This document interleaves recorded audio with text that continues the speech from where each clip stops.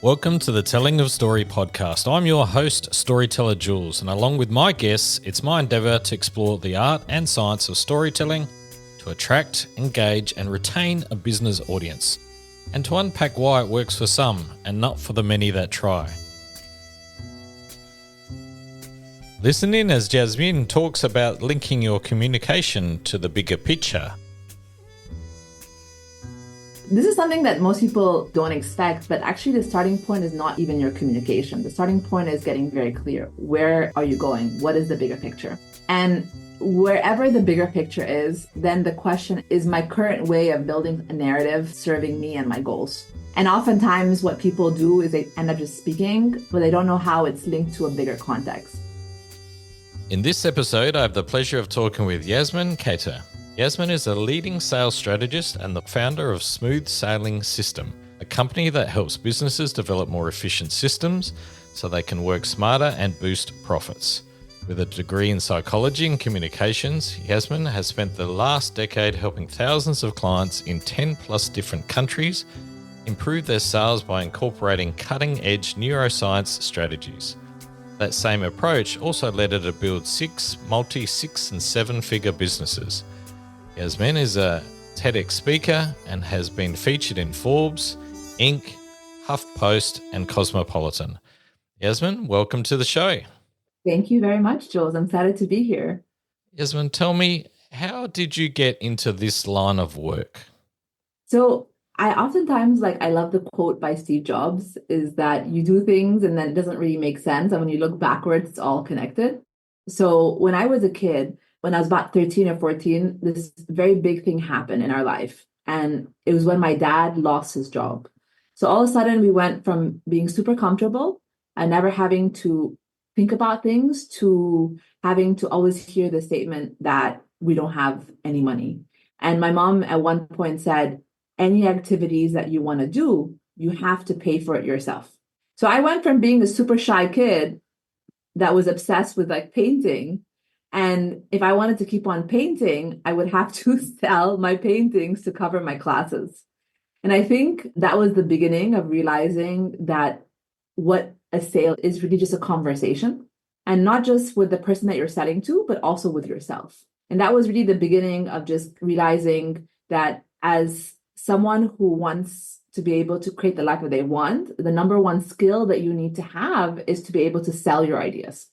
And if you can sell your ideas, whatever they may be, then you can always guarantee for yourself an option, a career, a way to make a living, and to have the life that you desire. And so tell me a little bit about the business and how you go about that. What is it that you do in order to help those types of people to be successful and actually make a sale and make a living, right? Yeah. So I work with different audiences. I work all the way from the top 100, from the companies like Salesforce and Gartner and Microsoft, all the way until micro businesses that are making 6 figures or multiple or even several $1 million. And there's actually 2 components that play a big part in a sale. The first component is being very clear what you actually want. I know it sounds really basic, but most people think that they're clear, but they're not. And because they're not so clear, then they're having to manage the volatility of emotions that they have to go through in their head. And it kind of feels like you're on this boat and the boat is has no way of being buoyant. So you're kind of going up and down. And once you're able to get very clear what it is, and you can figure out what's the best way to get there. And a lot of times what people are doing is they're not getting clear and they're not mastering their inner narrative. And those 2 things together really mess up how you go ahead and do that. Yeah. You had a number 2, you said? Yeah, sorry. I don't know why I paused. The second part of it is that a lot of times people don't know how to do it. And that's actually an issue. So one of my clients that I got to work with was Kikkoman, the soy sauce company, right? And they're the leading soy sauce company in the world, right? Everyone will Kikkoman in any place in the world. But when they went into India, they were trying to sell the same way they had sold in other markets.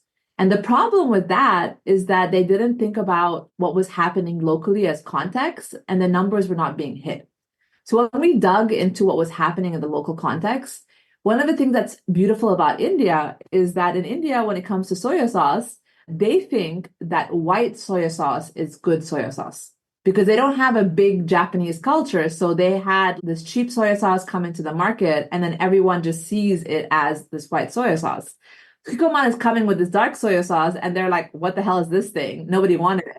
And then once we were able to shift it to be like leading chefs are using this, something that like the people who are experts are using, they were able to boost their sales. And I think there's a component that people don't realize that if you do not know how to craft a sales narrative, then you're going to get stuck. So the first thing is getting clear about where you're going, getting clear about what's happening in your head as you're making these decisions. And then the final thing is actually, do you know how to even craft the story to make sure that's more compelling for your audience? So tell me a little bit about that process, because I also find that people think they're pretty clear on what they do and what they're able to offer, but in fact, it's very complex from the outside and can be quite confusing. And whilst they have the benefit of all the information that they've built up over a period of time, anybody on the outside doesn't, right? So I also find that people get really confused as to what their message is, and then they overcomplicate it, and it just creates this confusion in the market rather than being super clear. So tell me a little bit about that process for you, because I think anybody listening to this probably has a bit of that problem as well, where they might be overcomplicating something that they need to, in fact, make super simple. And it's not easy, right? I know that the simpler you try and make it, the harder it becomes to be super clear, right? Tell me a little bit about that process for you.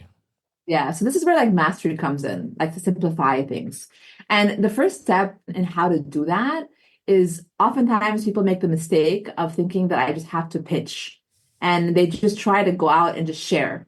But the reason why that's wrong is because when you are speaking about what you have to offer without knowing the context of what is actually happening for your buyer, then you might be in a different conversation that isn't relevant. And some people like will close the doors. And lots of times when I work with like technical leaders, like they're like going ahead and that's great for the CTO. But if you're going to sell to the CEO or the CFO or the procurement officer, it's a very different narrative. And you have to understand like what is their pain point and how do you contextualize it?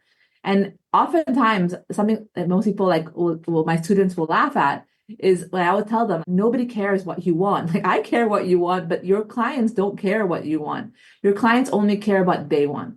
So to do that, we need to get very clear. And I call them like the 4 hats when we come to this work. And the first hat is the hat of a journalist.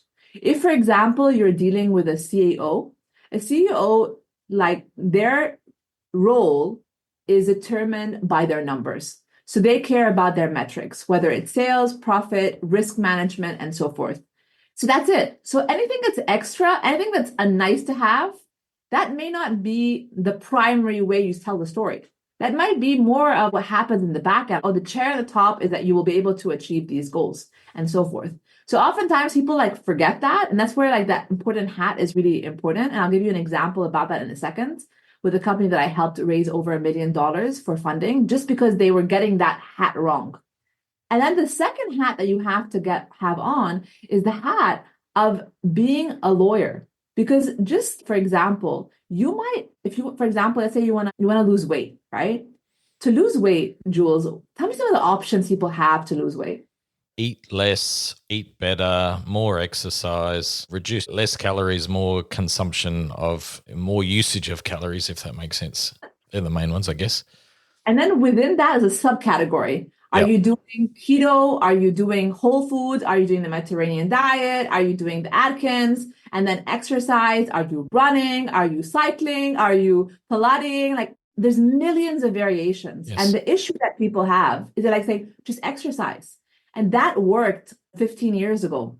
But today the market is so complex. You need to build a case on why this approach is the best approach. And most people don't do that work. And when they don't do that work, what happens is they're not really hitting hard on what the impact needs to be. And therefore, they're not having a compelling reason for me to pick you versus somebody else. And then the third hat that you have to wear is the hat of realizing that nobody likes, especially now when people are so stressed out, to be told what to do. So when you tell them what to do, they actually get turned off by it. And they get actually kind of triggered by it Because when you tell someone like, go eat your vegetables, who does that sound like, Jules? Parents telling their 2-year-olds. Yeah. And people like, you should be doing this, like, who are you? I don't have to do anything you tell me to do. So people literally go into that kind of reaction. And this is where like the third hat is being the hat of a doctor, an expert. I am recommending, based on what I understand about your situation, here is how we can get the results. Here's the next action steps to get there. And it's a very different way than just going ahead and pitching, because people need to understand that context.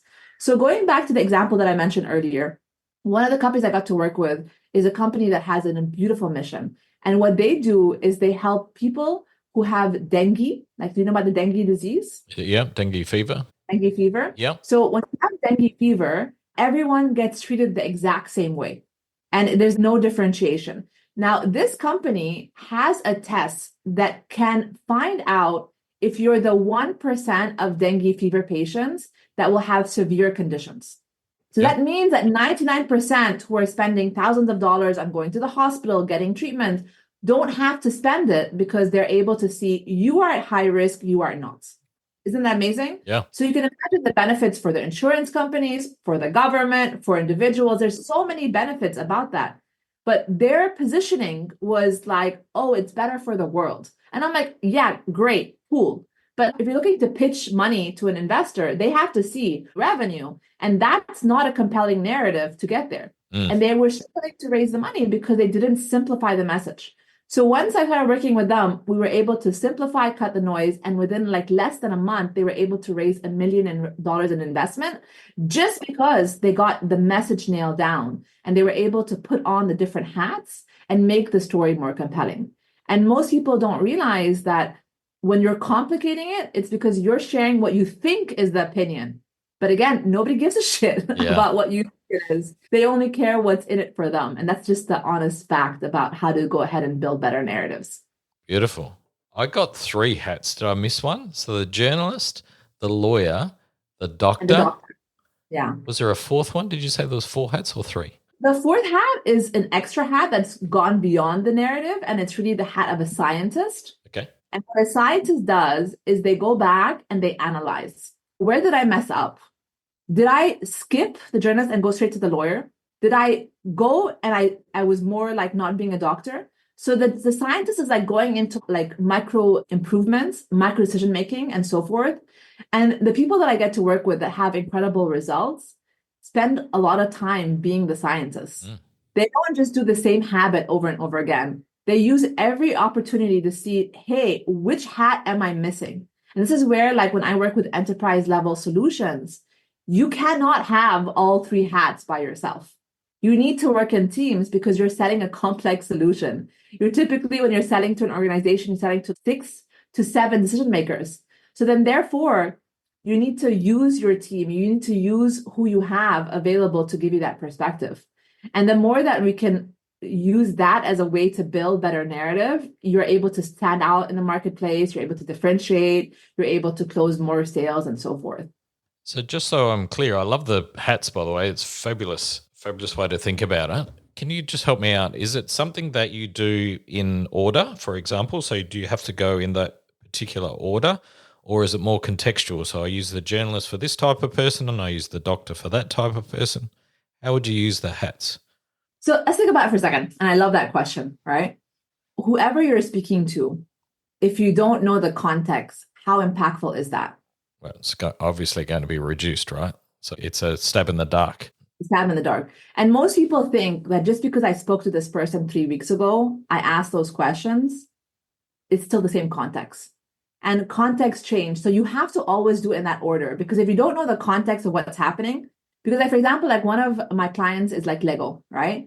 And they were working on an issue on the supply chain project. Within 6 weeks, it's changed, right? Within 6 weeks, the CEO, the C-suite, the VPs have a different focus. So if you go in and you told me this 6 weeks ago, is it still the case? You can totally be off. So you need to always do it in sequence, because once you get the context, you can always customize the case. Because if you build a case and the case is no longer relevant for that context, you got to adjust it, especially when talking about senior level enterprise solutions, because you're doing that. Even, for example, in the B2C market, like things change, especially now with AI. So just because you had this great idea that worked for 6 months, for 1 year, you might have to localize the messaging. And I have, for example, one of my clients, they sell like tatami beds, the Japanese beds. Mm-hmm. And when they were selling those beds for the longest time, for 20 years, they sold the same way.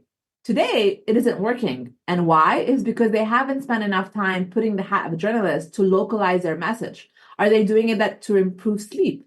Are they doing it to be able to minimize space? There's so many different subcategories.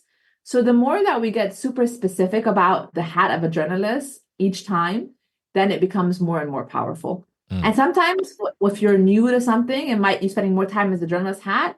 And sometimes you're just like checking in, saying like, last time we spoke, this is what was happening and so forth, or this is where the market is going. And what's amazing about data is data can give us those insights where you can be having that journalist and build that case based on the data to go ahead and make a big difference. So are these hats used in all interactions? So if I'm just having a meeting, I'm starting with the journalist and working my way through. If I'm presenting a proposal or a solution, I would also use the hat. So is it pretty much every type or every example of communication there is, you continue to use the four hats? Yeah, lovely. 100%. Think about like sales copy. In the end, if I'm reading a copy of sales, if it's for my context, I'm paying attention. If it's not, I'm already tuned out. Yeah. If you're talking about a conversation, even with a friends, right? You're meeting someone. If you're making it about what's happening for them, they're going to like you a lot more. Because in the end of the day, like if you want to make a big impact and be persuasive, it's really getting out of your space and realizing how can I help the person in front of me get to where I want them to get to, right? Wherever they want to get to, I'm helping them get there. And as long as you play that role of being the Sherpa, whether with a friendship, a relationship, or with a client, you're going to realize it's always the same kind of sequence. And can I use it right down to micro forms of communication? So if I was doing an advert or a social media post, would I still use the same flow? Same thing, because any kind of social media post or even ad will have a hook. Yeah, right. Hook is just being a journalist. That's all that it's doing. And then the call to action is being the doctor, where the doctor is saying, take this step, want to improve this, join now, right? It's very simple. But if you want this kind of result, you come here and we'll help you. So for somebody who's maybe listening to this conversation and going, yeah, holy hell, maybe I'm a little bit scattered in my communications, where would they start? What would be a couple of good steps, apart from coming and visiting you and doing some courses and bits and pieces, which is fabulous? What would you recommend they do just from even as a starting point, so I can learn firstly and then understand what it is that I should be thinking about when I'm approaching people, when I'm talking to people, and what am I really listening out for? So this is something that most people like don't expect, but actually the starting point is not actually even your communication. The starting point is getting very clear. Where are you going? What is the bigger picture? And wherever the bigger picture is, then the question is my current way of building a narrative serving me and my goals.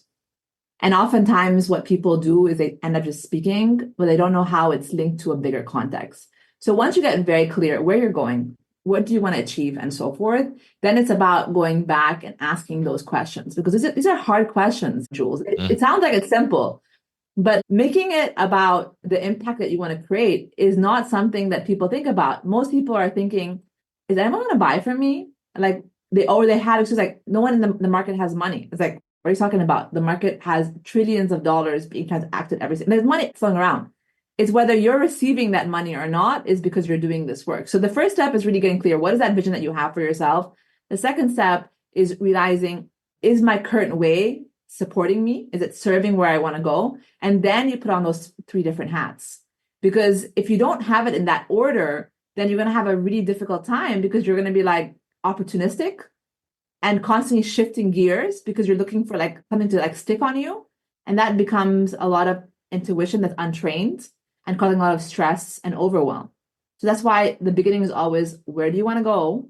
What narrative do you have around there? And then, okay, let's learn some skills around, is the market I'm going for the right market? Is the buyer I'm going for, do I even understand them in the first place? And then, is the case that I have built compelling enough or not? And sometimes it isn't. And then therefore you have to go in. And if you're a small business owner, you have to adjust your process. And if you're a big company, you have to adjust your messaging around it. Because this is what's happening. The more you help a client get results, the more they're going to stick and going to come back because they want you to help them again and again.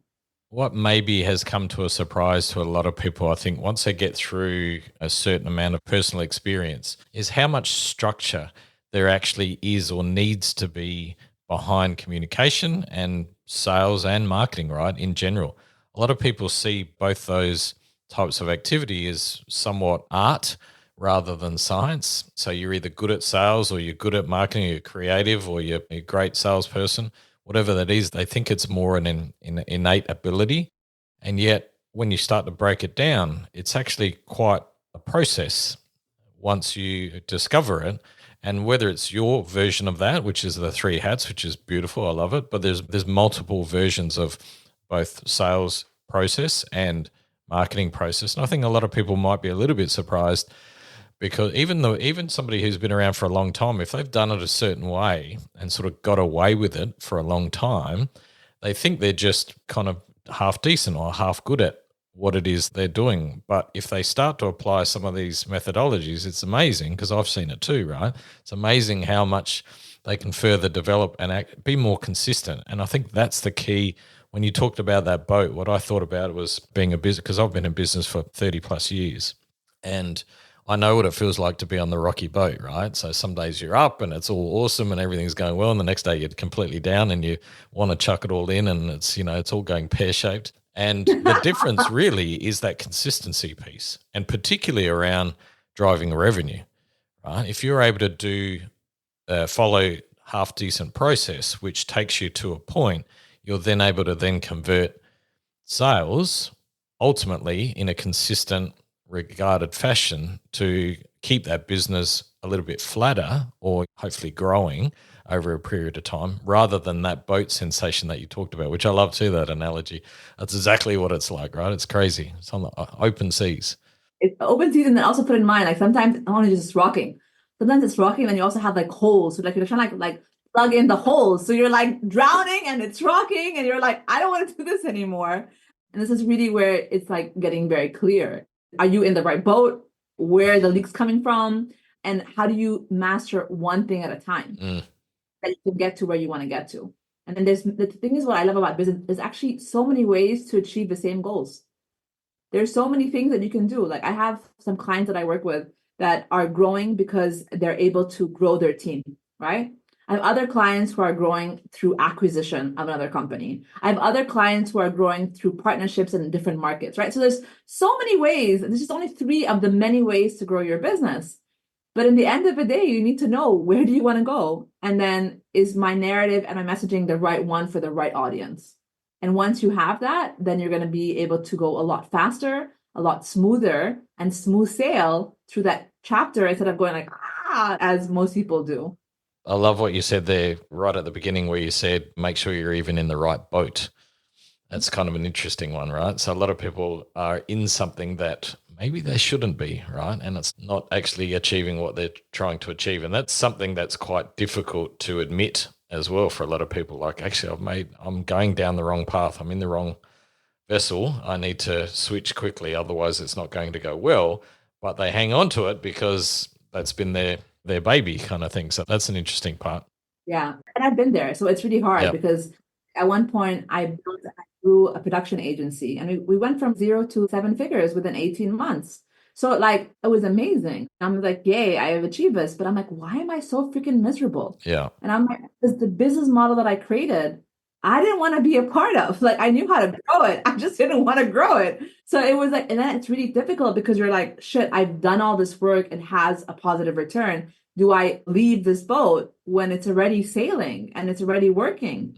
And that becomes, again, getting very clear, like, where do you want to go? That's why I always like hammer that point, because there's no right and wrong way. There's no right and wrong way of doing life, which is about getting clear. Is this in the path of where I want to be?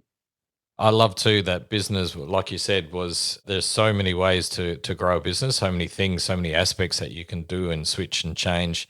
So it's a weird conundrum. There's kind of no rule book, but there is at the same time, right? Yeah. So there's micro rules that if you follow, then you're able to grow and you're able to achieve stuff. And what you're talking about there, those 3 hats, for example, that's one of those micro rule books that if you're able to implement that, no matter what type of business you're in, you'll be able to take it forward.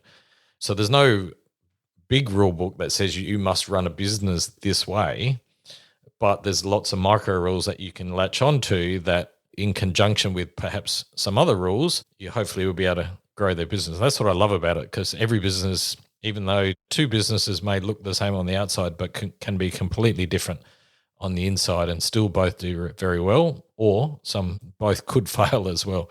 100%. And this is where I'm a big proponent on systems and why I love systems so much, because like those micro plays, those micro ways of playing the game is really you adjusting and understanding, like whether it's like getting clear, like where are we currently at, like truly where are we currently at? And then also where do we want to go? And then how do we get there? And then also how do we track and tweak things? And these are all higher level plays that have so many sub plays within it that will get you the results that you want to get to.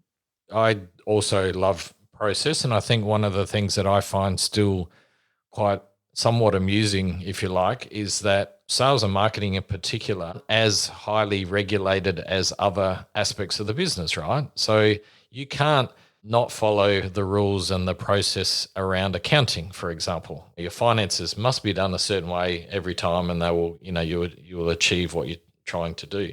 Same with operations. You go to the nth degree. If you're a manufacturing company, for example, you will have processes out the wazoo that drive that business from beginning to end to be able to create your widgets the same way every time. And yet when it comes to sales and marketing, that's the one area that a lot of companies just don't put that same discipline into. Now, it might not be the same. Like I said, the rule books might not be as stringent in sales as they are, for example, in accounting, but there still needs to be some rules. There still needs to be some process so that the business as a whole can operate day in, day out the same way. Different people in the organization can follow these rules in order to achieve a certain outcome. And do you find that as well? Does it surprise you to some degree how little process is in and around sales and marketing? I don't think it surprises me because I didn't have any of the process. The reason why I teach this stuff is because I had to learn the hard way. I had to learn and suffer for like nearly a decade the hard way. And now that I get it, I'm just like, you can put me in a situation and I can flip things around because I've learned it. So I don't necessarily, I'm surprised because I had to go through that struggle. I had to realize, oh, like maybe this current approach isn't serving me. Maybe hiring this person and expecting this hire to fix things for me isn't going to serve me if I don't give them the right direction and be the captain of that boat. And I think that's a part that like why I love this work so much and why it's like really for me, not even work, it's like more just a calling, is because once you get that, your whole life will change. And for me personally, like I have a degree in psychology and I actually care about the mental health of these leaders. So I just use sales and systems as a way to do it. But that's actually a bigger driver for me. Once you understand how to play this, you're not going to have burnout. You're not going to have diseases because you're no longer stressed because you understand that you have the right place for where you want to go. And that's something that's probably like a more philosophical way of how to operate and think about things. But that's how I think about it.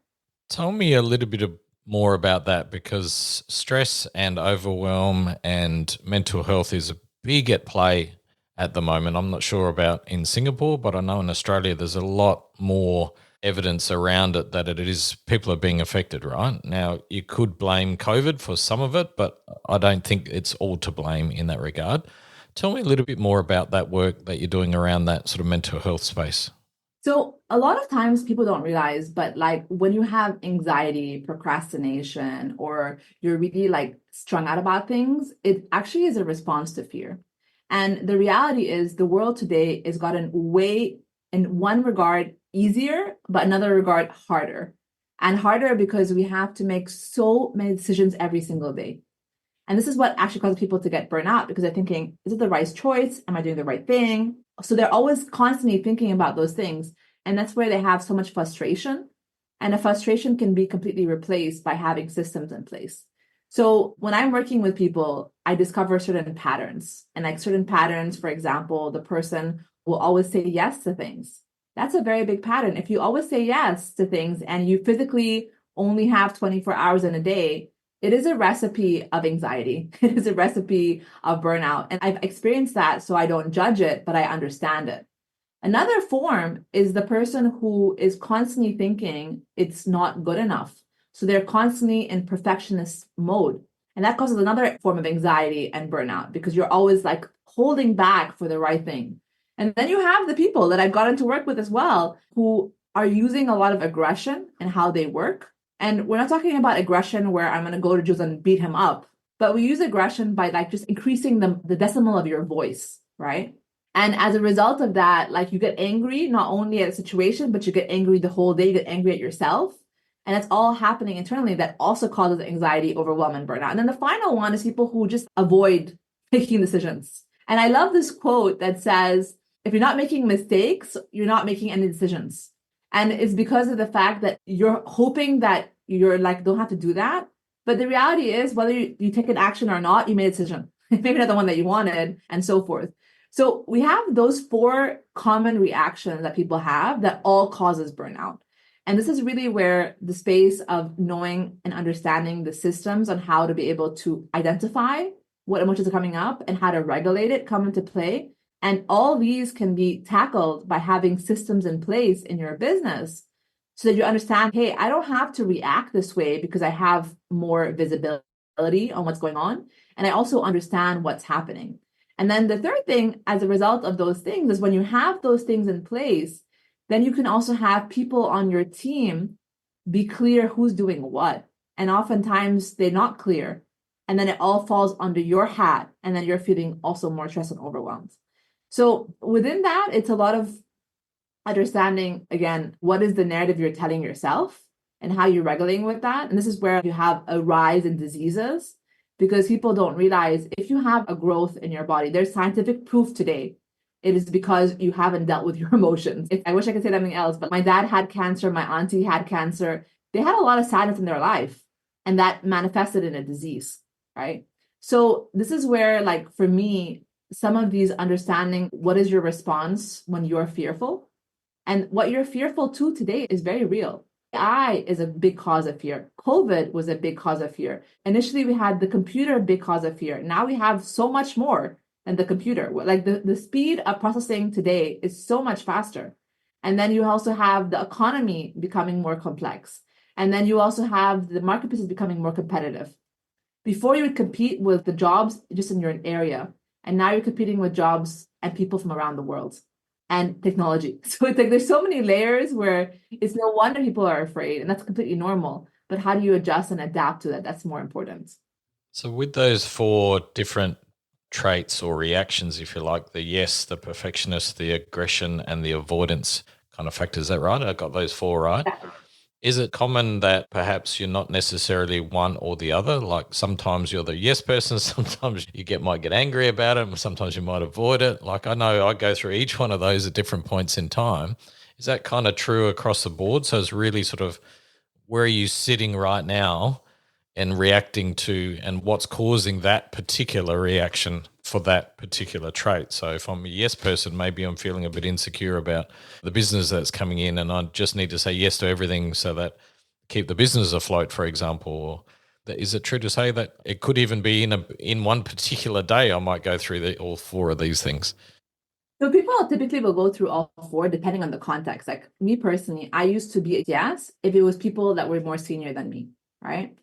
But the moment it was a customer support person, I would go into aggression because they were lesser, they were on the phone, I couldn't see them. So then like my inner rage would come out.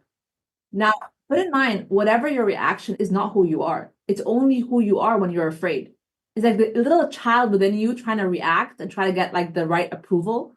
Like for me, I was a yes person because I grew up in a household. My mom had me and she had my brother 14 months after me. So when he would cry, she would pick him up. When I would cry, she wouldn't because she had a baby in her hand, and I was a little toddler. So I learned to get that validation by always being the good girl.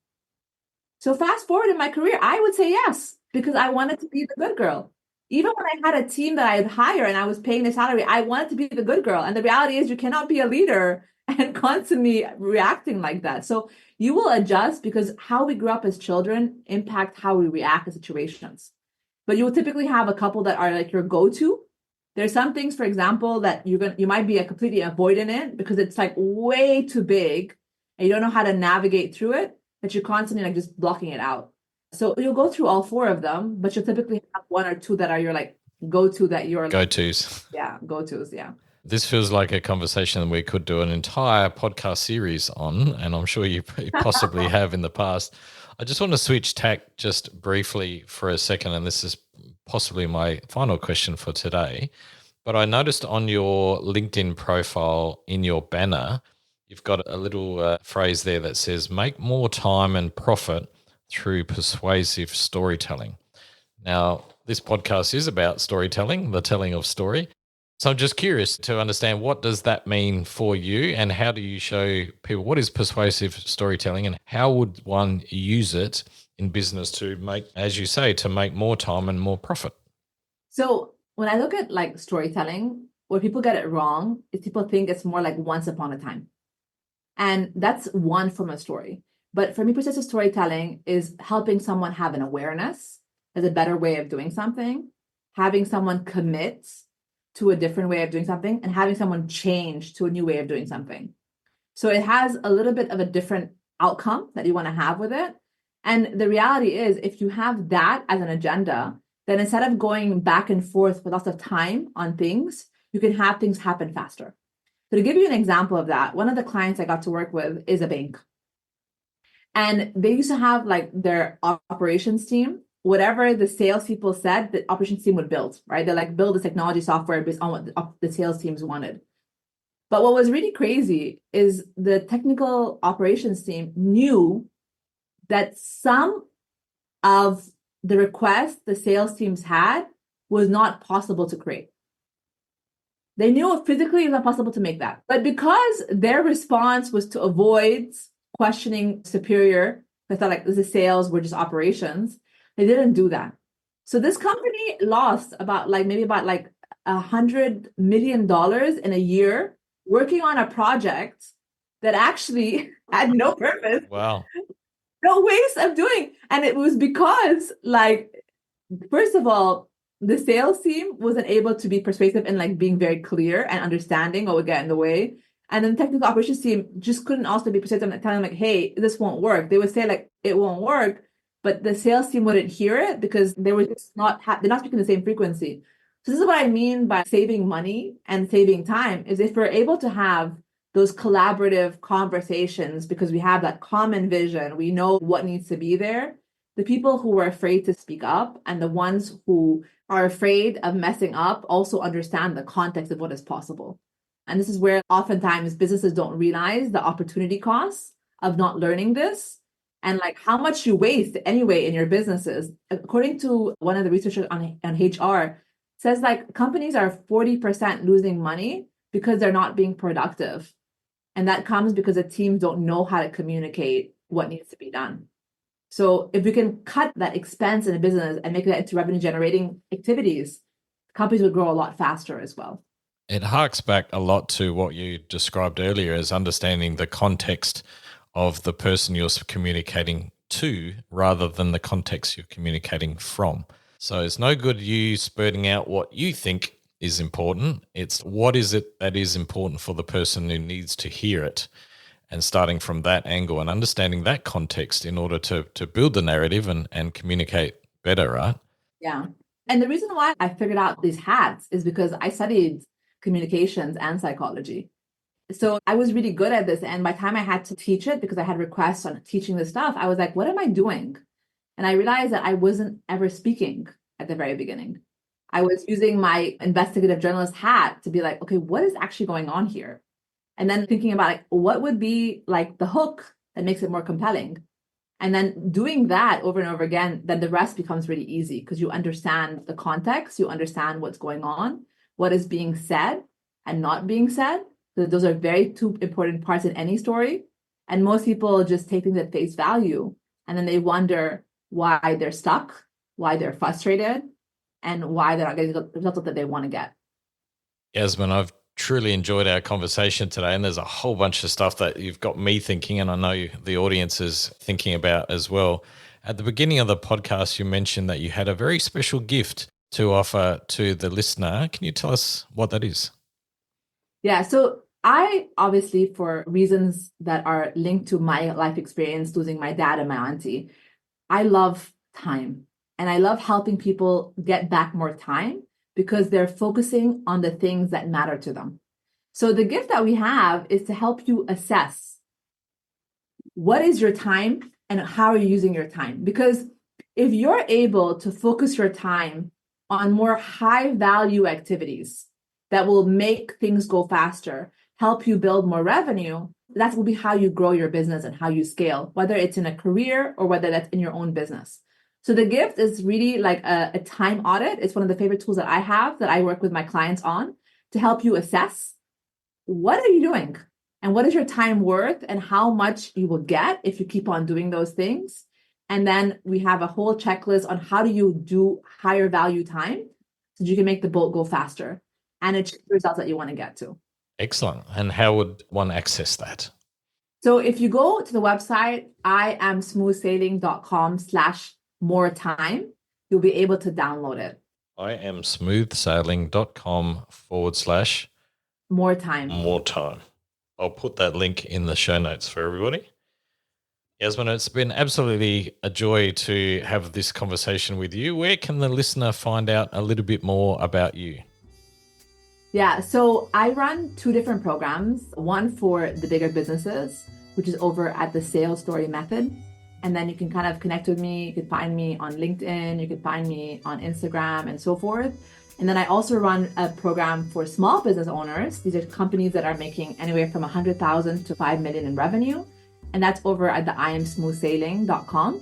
And then you can get on the waitlist and get some tips and tricks on how to be able to grow your business, because that you have more systems, more profits, and more time, which is, again, like the biggest asset, because in the end of the day, everything else you can make more of, but the time that you have, you will never get back. Yasmine, it's been a pleasure. Thank you so much. All right. Thank you so much, Jules. Cheers. I love the 4 hats Yasmine walked us through: the journalist, the lawyer, the doctor, and the scientist. Much love. Chat soon.